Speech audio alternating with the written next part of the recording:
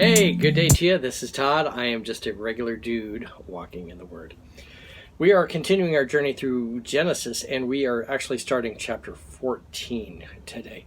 14, the book of Genesis is fascinating, but chapter 14 is unique where we get into really the first war, and it's a major war because it's several kingdoms fighting against several other kingdoms. And you're going to see in that war, Lot is involved in that war, and he's involved because he's at the wrong place at the wrong time. He shouldn't be there, okay? But he's involved with that war, and you're going to see Abram goes and gets involved with that war also to rescue Lot. But today we're going to cover just the first part, verses, we're Genesis 14, verses 1 through 12. And it's just the part where Lot is involved in this war. So as I read this, there's going to be some big names that I'm sure I'm going to butcher up, but bear with me as we continue through here. And so turn in your Bibles, if you have it, to Genesis 14 verses 1 through 12 today. Okay, it says this: at that time when Amraphel was king of Shinar, Arioch, king of Elsar, Kedorlaomer, king of Elam, Tidal, king of Goham. These kings went to war, so that you had those kings. They went to war against Bera, king of Sodom, Bersha, king of Gomorrah, Shinab, king of Admah, Shem-Eber, king of Zeborim, and the king of Bela, that is Zoar.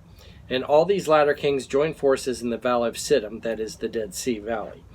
For 12 years they had been subject to Kedorlaomer, but in the 13th year they rebelled. Okay, let me stop you there and for a moment here.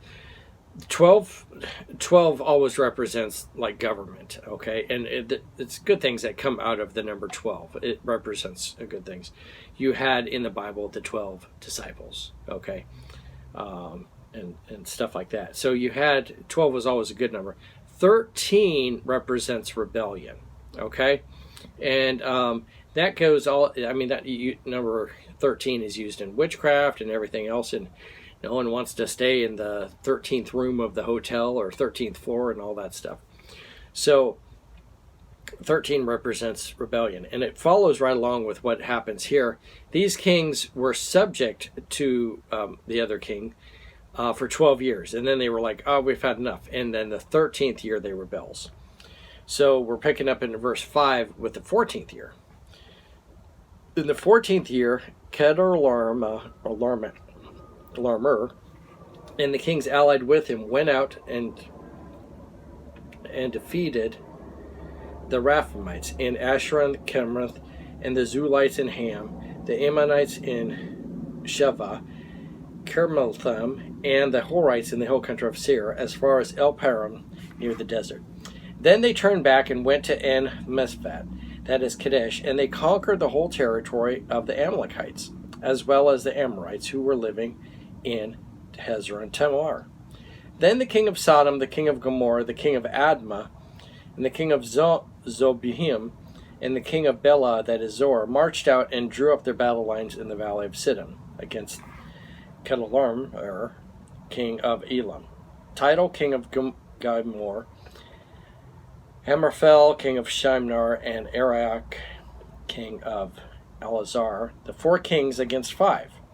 Now the valley of Siddim was full of tar pits, and then when the kings of Sodom and Gomorrah fled, some of the men fell into them, and the rest fled on to the hills. Let's stop there just for a moment. It says there was tar pits, and they fled and fell into them. There have been oil companies that actually read the Bible, and they were like, hey, wait a minute, tar pits, you got to have oil for tar, and they went and explored, and sure enough, there's oil in there, and that's how some of these oil companies have become wealthy, because they read the Bible and saw tar pits, and you need oil for that. All right. Verse 11, the 4 kings seized all the goods of Sodom and Gomorrah and all their food. Then they went away. Okay? This isn't a big deal. You're like, oh, who cares? The next verse is why this is important. Verse 12, they also carried off Abram's nephew Lot and his possessions since he was living in Sodom. Uh-oh, we got a problem here.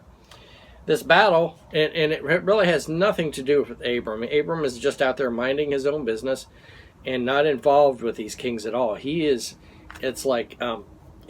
allied with God, and he's on his own. But if you remember, we talked about how Lot and Abram separated. And Lot goes, oh yeah, I want that good land over there. And Sodom and Gomorrah were in that land that he wanted. And you're going to see, we'll talk about this in future episodes, how he, first set his tent up, and then he set his tent facing, Sodom and Gomorrah, and then he was like living in Sodom and Gomorrah. And then, he was actually a ruler in those towns then too. So all those things, his progression towards the sinful Sodom is taking place here. And now he is in Sodom. And so because Sodom is taken captive, is captured and taken captive, Lot was in there, and so he's taken captive too. It's all in being at the wrong place at the wrong time, and because you shouldn't be there. Okay, if I'm involved with drugs, and the police come and bust up the drug ring, and I'm there, well, I shouldn't have been there. I shouldn't have been involved with the drugs. All kinds of things, sin like that. If you're hanging around those sinful activities, don't be surprised if that comes falling down on your head. And that's what happened here. Lot was involved with, you could say, Sin City, and he was living there. And when he got captured, it was like, it's no big surprise because you're living right there in the city.